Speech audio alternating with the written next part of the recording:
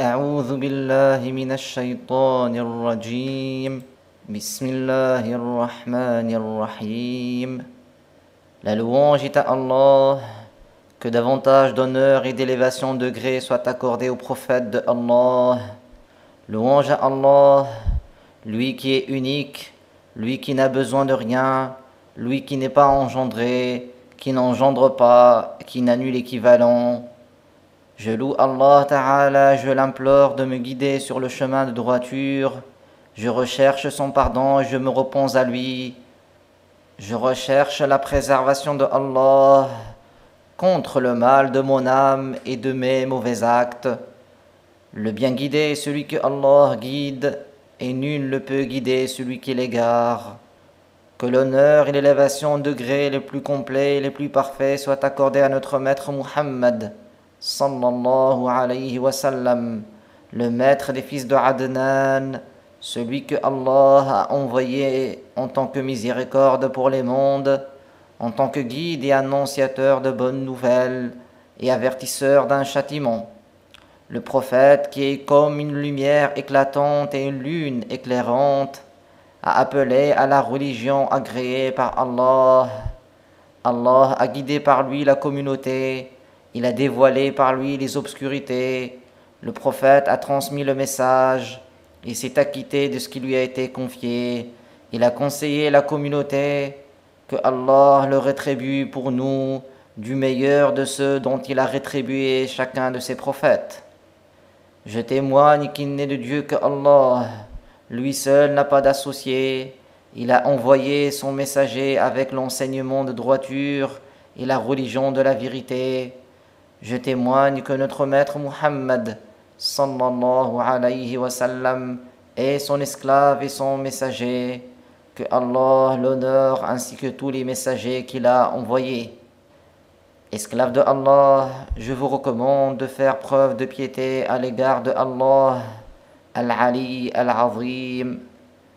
Allah tabaraka wa ta'ala dit dans son livre honoré à son prophète honoré Al-Mustafa: وقال الذين في النار لخزنة جهنم ادعوا ربكم يخفف عنا يوما من العذاب قالوا أولم تك تأتيكم رسلكم بالبينات قالوا بلى قالوا فادعوا وما دعاء الكافرين إلا في ضلال إنا لننصر رسلنا والذين آمنوا في الحياة الدنيا ويوم يقوم الأشهاد يوم لا ينفع الظالمين معذرتهم ولهم اللعنة ولهم سوء الدار.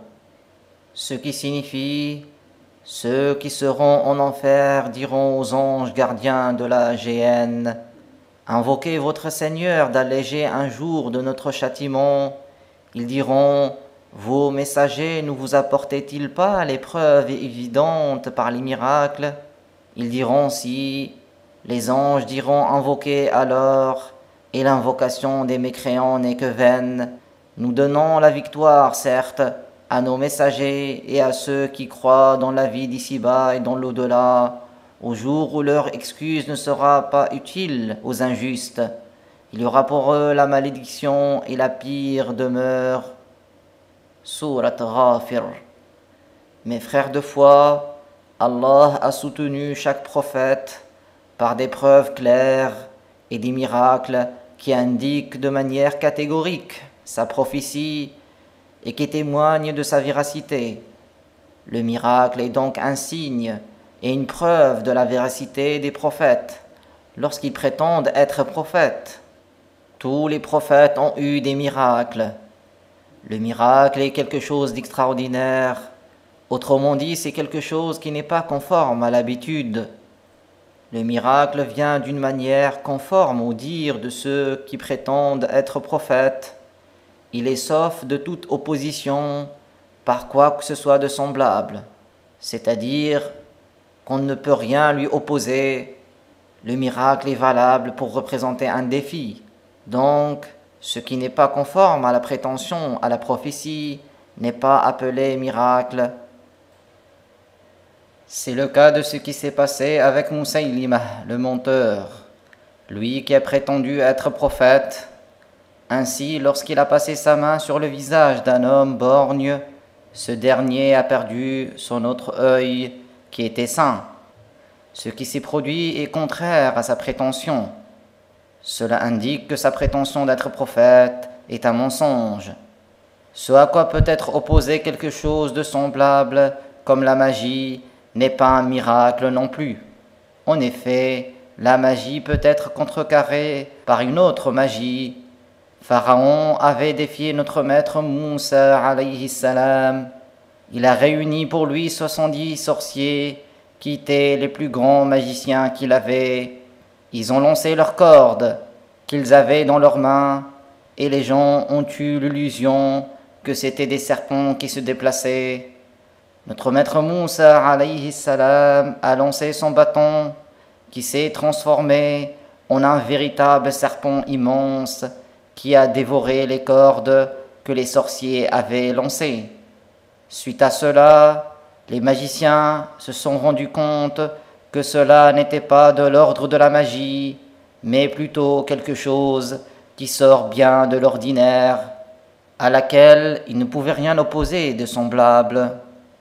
C'est une chose que le Créateur du monde, celui qui n'a pas d'associé, qui n'a pas de semblable, a accordé à notre maître Moussa pour le soutenir.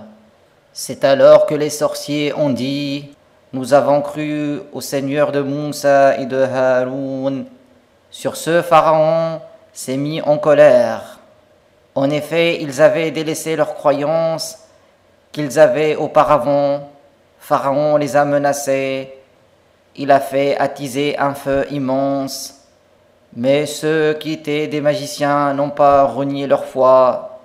Mais ceux qui étaient des magiciens n'ont pas renié leur foi au Seigneur de Moussa et de Haroun. Et ainsi Pharaon les a assassinés. Par ailleurs, ce qui est surprenant, mais qui n'est pas extraordinaire, n'est pas un miracle. Également, ce qui est extraordinaire, mais qui ne s'accompagne pas de la prétention d'être prophète, n'est pas un miracle. C'est le cas des choses extraordinaires qui apparaissent aux mains des walis, les saints, ceux-là qui suivent parfaitement les prophètes. Ces choses extraordinaires émanant de ces walis ne sont pas appelées miracles, mais elles sont plutôt appelées des karamah, des prodiges. Le miracle est de deux sortes. Des miracles qui se produisent sans la demande de la part des gens à qui ce prophète a été envoyé, et d'autres qui ont lieu lorsque les gens à qui le prophète a été envoyé le lui demandent. Chers bien-aimés, en guise d'exemple pour cela, il y a ce qui suit. Lorsque les gens du peuple du prophète Salih alayhi salam lui ont dit « Si tu es véritablement un prophète qui a été envoyé pour nous afin que nous croyions en toi, alors fais-nous sortir de ce rocher une chamelle et son petit. » Sur ce, il a fait sortir pour eux d'un rocher compact une chamelle et son petit par la volonté de Allah Ta'ala. Toute personne raisonnable comprend bien que ce n'est pas quelque chose d'habituel. Alors ils ont été surpris et ils ont cru en lui. Après cela, il les a mis en garde de nuire à cette chamelle. Et parmi les preuves qu'ont eu à subir les gens du peuple de Salih alayhi salam, il y a le fait que le jour où cette chamelle allait s'abreuver, leur troupeau ne pouvait pas aller s'abreuver. En contrepartie, cette chamelle leur donnait suffisamment de lait à tous ce jour-là. Mais dans la ville, il y avait 9 personnes qui avaient comploté pour tuer la chamelle. Ils l'ont tuée. 3 jours plus tard, un châtiment s'est abattu sur eux et les a exterminés. Parmi les miracles qui se sont produits à ceux qui ont précédé notre maître Muhammad sallallahu alayhi wa sallam, il y a ce qui est apparu à notre maître Al-Masih Isa alayhi salam, notamment la résurrection des morts par la volonté de Allah. En effet, ce n'est pas quelque chose à laquelle peut être opposé quelque chose de semblable. Les mécréants parmi les fils de Israël ceux-là qui aimaient démentir notre maître Isa alayhi salam, ceux-là qui veillaient à le calomnier, ne pouvaient pas apporter quelque chose de semblable, malgré leur maîtrise de la médecine à cette époque-là. Mes frères de foi, Allah a fait que ce monde soit un signe de son existence, un témoin de son imminence, un témoin de son éminente puissance, une preuve catégorique qu'il est celui qui prédestine ce monde. Allah Ta'ala n'a pas d'associé en cela. Tout ce qui entre en existence dans ce monde ne l'est que par la puissance de Dieu, par sa volonté et par sa science. Et nul ne fait surgir les choses du néant à l'existence, si ce n'est lui. Ce qui est arrivé comme chose extraordinaire pour les prophètes, c'est Allah Ta'ala qui le crée par sa puissance. Allah a fait apparaître les miracles afin de confirmer la véracité des prophètes dans leur prétention à la prophétie. Le miracle tient lieu de la parole de Allah aux créatures, parole qui signifie « Mon esclave que voici est véridique dans sa prétention d'être prophète ». Par exemple, lorsque les gens du peuple de Salih lui ont dit « Si tu es prophète, alors fais surgir pour nous de ce rocher compact une chamelle, et avec elle son petit. » Salih la leur a sorti, c'est-à-dire par la volonté de Allah. Cela s'est en effet produit par la puissance de Allah lui seul. Et cela est une preuve de la véracité du prophète Salih alayhi salam, en ce sens que c'est pour le soutenir. C'est comme si Allah leur a dit ce qui signifie « Oui, il est véridique dans ce qu'il dit ». Il en est de même pour tous les miracles des prophètes. Allah les a manifestés en guise de preuve de leur véracité. Allah les a manifestés en guise de preuve de leur véracité. Celui qui les dément aura démenti Allah Ta'ala.